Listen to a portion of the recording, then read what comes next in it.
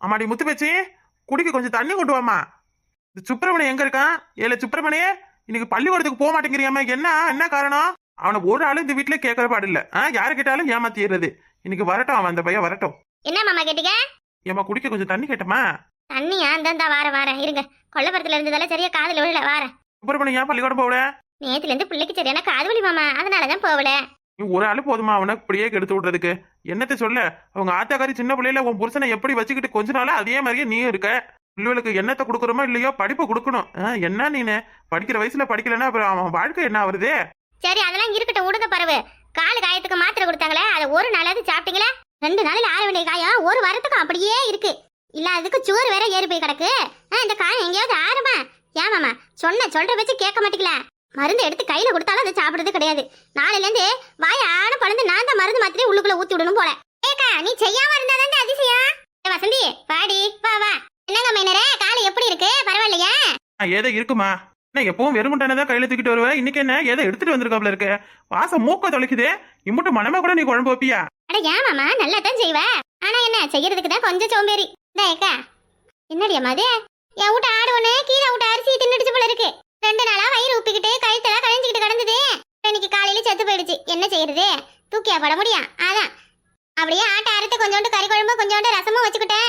என்ன இருக்குதே காலில் அடிபட்டு இருக்குல்ல, நல்ல ஒரு கரண்டிக்கு 2 கரண்டியை தோணை ஊத்தி கொடு. சாப்பிட்டுட்டு தெம்பி ஏறிக்கிட்டு போய் எங்கேயாவது இன்னும் கையில கோடலிய போட்டு கொத்திக்கிட்டு வரட்டும். ஏண்டி அம்மா ஏதோ வீடு மைனரா எங்கேயும் மூலையில முடங்கிறத விட்டுப்புட்டு எதுக்கு இது தேவையில்லாத வேலையெல்லாம்? அக்காவும் மாமாவும் என்ன எல்லாரும் மாதிரியும் காசு இருந்தாதான் ஜோர் படம்னு சொல்லி வெளியே துரத்துறாங்க. ராசா கணக்கா உட்காந்து திங்கிறத விட்டுப்புட்டு இப்பதான் போறாரு வேலைக்கு. இங்க பாரு, 1 ரூபாய்க்கு 4 ரூபாய்க்கு செலவு வச்சுக்கிட்டு உட்காந்துருக்க. இல்லம்மா, பையன் அந்த பள்ளிக்கூடத்துக்கு பையிலன்னு சொல்லிக்கிட்டு அழுதுகிட்டு கிடந்தான். அதான் எனக்கு மனசு கொஞ்சம் கஷ்டமா இருந்துச்சு. வேலைக்கெல்லாம் போகல. கீதாப்புல தான் இந்த வெறுவச்சத்தை உடச்சு போடுங்க மாமான்னு சொன்னுச்சு. எனக்கு அது 2 கொத்து கொத்தும் பொழுதே மயக்க கிருக்குன்னு சுத்துனுச்சு. தண்ணி கொஞ்சம் கொண்டு வாமான்னு 1 மணி நேரம் தண்ணியை குடிச்சிருந்தா கொஞ்சம் நிதானம் வந்திருக்கும். அப்புறம் இந்த மாதிரியும் ஆயிருக்காது. குடுத்துற மாட்டாளே, அவளை பத்தி தான் தெரியுமா? தவச்ச வாய்க்கு தண்ணி கொடுக்காத வச்சிருக்கியாச்சே. இக்க நல்லா இப்பயாவது பார்த்து தெரிஞ்சுக்க. யாராருக்கு செய்யணுமோ அங்கதான் போய் செய்வாங்க. இதுவே நீ சொல்லியிருந்தா உன் மாமனார் கேட்டிருந்திருப்பாரு. மூத்த மருமகளுக்கு முது வலிச்சாலும் பரவாயில்ல, முந்தி அடிச்சுக்கிட்டு ஓடிட்டு இருக்காரு பாரு. அப்படி வசந்தி வந்தல்ல, குழம்பு கொடுத்துட்டல, கிளம்பு. குடும்பத்துல குழம்பத்தை உண்டாக்காத. இப்பதான் ஏதோ நானும் என் மருமகளும் சரி தாயாப்பிள்ளையானு பழகிட்டு கிடக்குறோம்.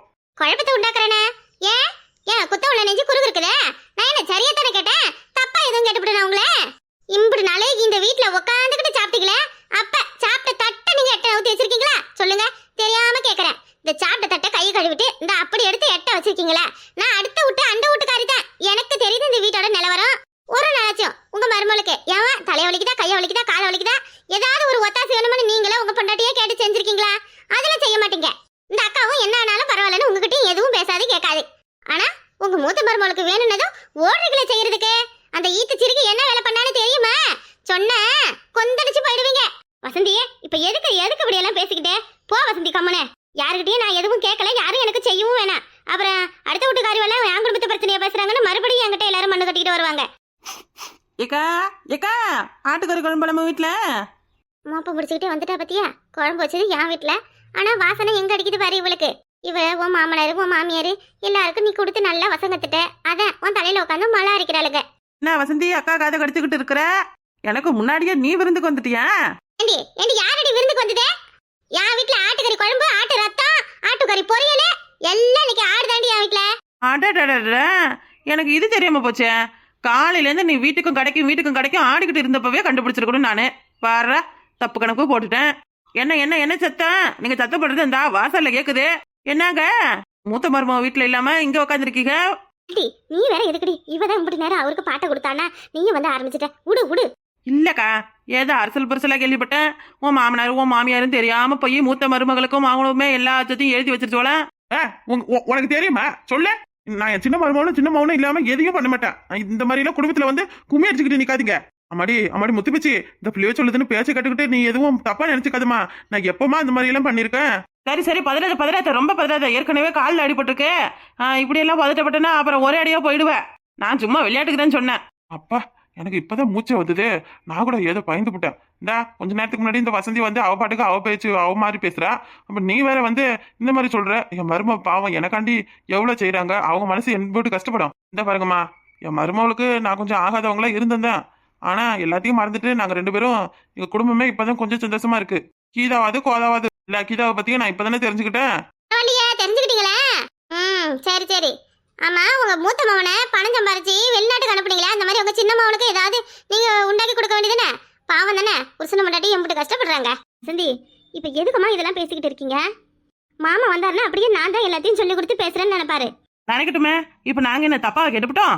இந்த பேர் கோயந்த சாமிய உன் மூத்த மருமவ கீதா இருக்காளே, உன் மாமா பாரில இருந்து அனுப்புற பணத்தை எல்லாம் நல்லா முடிஞ்சு வச்சு ஊர்ல 30 ஏக்கர் நிலம் வாங்கி போட்டுவிட்டா. இந்த கதை ஊருக்குள்ள யாராவது ஒரு ஆளுக்கு தெரியுமா? எனக்கும் வசந்திக்கு தவிர இந்த அக்காவுக்கு கூட தெரியாது. என்னடி சொல்ற? 30 ஏக்கரா? அடி கடவுளே! அப்படியே பாக்குறது நம்ம கிட்ட நாளைக்கு செத்து போற மாதிரி நடிக்கிறா.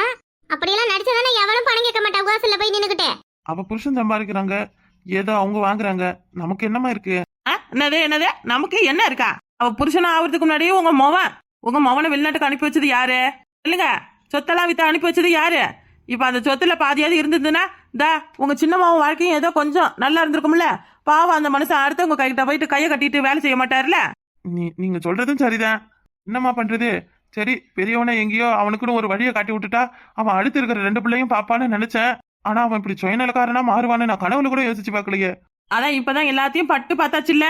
இனிமேலாவது யாரு நல்லவங்க யாரு கெட்டவங்கன்னு நீங்களும் உங்க பொட்டாட்டியும் தெரிஞ்சுக்கோங்க.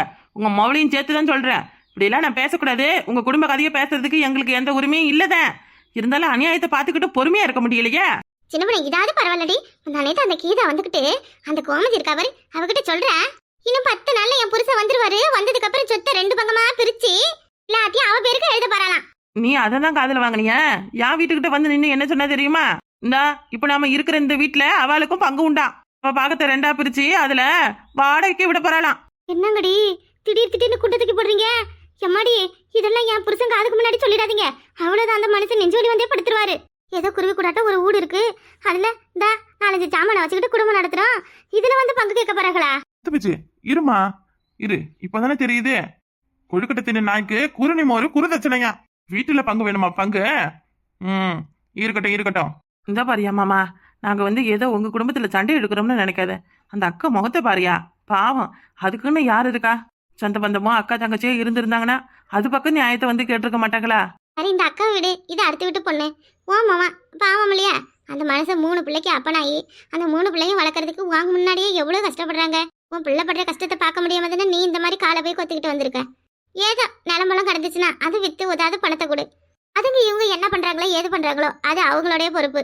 ஆமா முத்துப்பேச்சி, என்னை மன்னிச்சிருமா, என்னை மன்னிச்சிரு. இந்த யோசனை இம்புட்டுனால ஏன் என் மண்டையில உரைக்கலன்னு தெரியல. இந்த வீட்டுல இம்புட்டுனால நீ போட்ட சோறை சாப்பிட்டுருக்கனே. ஆனா உனக்கு நான் கொஞ்சம் கூட இதுவா இல்லை. நாய் கூட சோறு போட்டா நன்றியோட இருக்குமா? அந்த நன்றி கூட இல்லாதவனா போயிட்டேன் பாரு நானு. என்ன பச்சு இது? இப்படி எல்லாம் பேசாத. நீ பெரிய மனுஷன், உனக்கு எடுத்து சொல்றதுக்கு ஆள் இல்ல. பாவம் நீனு அந்த காலத்து மனுஷன். நல்லது எது கெட்டது எதுன்னு உனக்கு எப்படி தெரியும்? உன் மருமகளா உன் மவனா வந்து உங்ககிட்ட எப்படி கேட்பாங்க சொல்லு? நான் என் மூத்த மாமா கிட்ட சொல்லி ஏதோ தம்பிக்கு பண்ணுடான்னு கேக்குறேன். ஆமா, நீங்க எங்களுக்காக யாருக்கிட்டையும் போய் கேட்க வேணாமாமா. அவளுக்கு ஏதோ நான் படுற கஷ்டத்தை பார்த்து உங்ககிட்ட வந்து புலம்புறாளுக. பரவாயில்ல விடுங்க மாமா. என்ன இப்ப என் புருஷனுக்கு இப்படியாவா இருந்துரும்? என்னைக்கு இருந்தாலும் நானும் என் புருஷனும் ஒரு நல்ல நிலைமைக்கு வராமலா போயிடுவோம் மாமா. ஏங்கடி இங்க பாருங்கடியே, போங்க. அவன் மேலுக்கு முடியாத மனுஷன்ட்ட போய் அது இனியும் பேசி அவர் மனசையும் கஷ்டப்படுத்திக்கிட்டு என்னங்கடி? இந்த இதுதான் இந்த அக்காவோட குணமே இதுதான். அம்மா, உங்களுக்கு இருக்கிற அக்கறைய எனக்கு இல்லாம போகுமா என்ன? சீக்கிரம் எல்லாருக்கும் ஒரு நல்ல வழியை பறக்கும். என் மவனுக்கும் என் மருமவளுக்கும் நான் ஒரு நல்ல வழியை காட்டி விடுறேமா. இந்த காலத்துல இருக்கிறவங்களாம் அடுத்தவங்க முன்னேறக்கூடாதுன்னு நினைப்பாங்க. ஆனா நீங்க 2 பேரும் இப்படி நல்லா உங்களை நான் ஏன் என் மருமக கூட சேர்றீங்க சேராதீங்கன்னு தான் சொல்லுவேன். இப்ப சொல்றேம்மா, உங்களை மாதிரி 2 பிள்ளைங்க கூட இருந்தாதான் எல்லா குடும்பத்துக்கும் நல்லது. நான் கஷ்டப்பட்டாலும் பரவாயில்ல, நம்ம கூட இருக்கிறவங்க கஷ்டப்படக்கூடாதுன்னு நினைக்கிறியே. ரொம்ப நல்ல மனசுமா உங்களுக்கு. நல்ல மனசா? நல்ல மனசு. இந்த அக்கா வீட்டுல சொத்தை பிரிச்சதுன்னா நாங்க 2 பேரும் எங்க வீட்டுல பிரிப்போம். அதுக்குதான் நானும் என் கிழவிக்கிட்ட எப்பன்னு காத்துக்கிட்டு தான் இருக்கேன். அந்த காதுல போட்டிருக்க தண்டட்டிய அறுத்து கொண்டு போய் அடமானம் வைக்கணும். அதுதான் என் குறிக்கோள். அக்கா சீக்கிரம் ஆக வேண்டிய வேலையை பாரு. சரி. அப்ப 3 பேரும் கூட்டு கலவாணிவான்னு சொல்லுங்க. அட அப்படியெல்லாம் இல்ல மாமா. நீங்க தான் எவ்வளவு தப்பா நினைச்சுக்கிட்டு இருக்கீங்க. 2 நல்ல குட்டியதான் மாமா. என்ன ஒண்ணு விண்ணு பேசும் அம்பிடுதேன். சரிக்கா சாப்பிடு. சரியா? கறி குழம்பு வச்சு அப்படியே கிடக்கு, நானும் போய் சாப்பிடுறேன். ஏய் வசந்தி, கறி குழம்பு வச்சியா? என்னடி இது அதிசயம்? ஒரு வார்த்தை என்னைய வான கூப்பிடல. ஏண்டி உன்னைய வான கூப்பிட்டா என்ன ஆகும்னு எனக்கு தெரியாது. நானே ஆடிக்கு ஒரு முறை அமாவாசைக்கு ஒரு முறை தான் சோறு குழம்பு பாக்குறேன். இதுல உன்னைய வர கூப்பிட்டு வச்சுக்கிறேனா? என்னடி அம்பிடுத்தானே நம்ம பழக்க வழக்கம்? அடி போடி அம்பிட்டு தாண்டியே. ஏன்னா ஒரு கிண்ணத்துல கொடுத்து விடுறேன், சாப்பிட்டுக்க. அதெல்லாம் எனக்கு பத்தாது. வா குழம்பு சூடு ஆறிட்டு போகுது, போய் சாப்பிடலாம் முதல்ல. பாத்தியாக்கா, என்னமோ அவ வீட்டுல குழம்பு சூறு ஆடிடும் போய் சாப்பிடலான்ற மாதிரி போறா. எப்படிதாக்கா எந்த ஜென்மத்துல தான் இவளை சேர்க்கறது? எப்படிதான் பேசினாலும் ஏசினாலும் இவ இப்படித்தான் போலையா? கொஞ்சம் கூட உடம்புல ஈனமான சூடு சொரணையே இல்ல போல இருக்கு. யார்கிட்ட இப்படி சொல்லிக்கிட்டு கிடக்குற? நம்மளுக்குள்ள என்ன சூடு சொரணை? ஒரு மாட்டி என் வீட்டு பக்கம் வராதுன்னு சொன்னா அதை கேட்க மாட்டேங்கிறேன். அந்த குருட்டு கழுவி அந்த உட்காந்துக்கிட்டு இவ வர்றதையே நல்லா நோட்ட விட்டுட்டு இருக்கு. எனக்கு எதுவும் கேட்கறது இருந்தா என்கிட்ட வந்து கேளுனாலும் கேட்க மாட்டான். அந்த கிழவி காதுல விழற மாதிரி தான் கேட்பா. அப்புறம் அந்த கிழவி அவங்க மாவங்கிட்ட போட்டு கொடுத்து அந்த மனுஷன் எண்ணெயை போட்டு கும்முன்னு கும்பிடுறாரு. சரி நீ இப்ப இங்க நின்னு பேசுற நேரத்துக்குள்ள அங்க போய் ஒரு குண்டா குழம்பையை காலி பண்ணிருப்பா. போ சின்ன பண்ணே கொஞ்சோட குழம்பாத விட்டு வைடி. மாமா நீங்க சாப்பிடுறீங்களா? நீ வச்ச குழம்பு முதல்ல எடுத்துருவாமா. ஆட்டுக்கறி போட்டு சாப்பிடுங்க மாமா. அவன் நல்ல மனமா தான் சமைப்பா. அத முதல்ல பிள்ளைகளுக்கு போட்டு கொடு. எனக்கு என்ன இருக்குப்பா? சரிங்க மாமா சரி.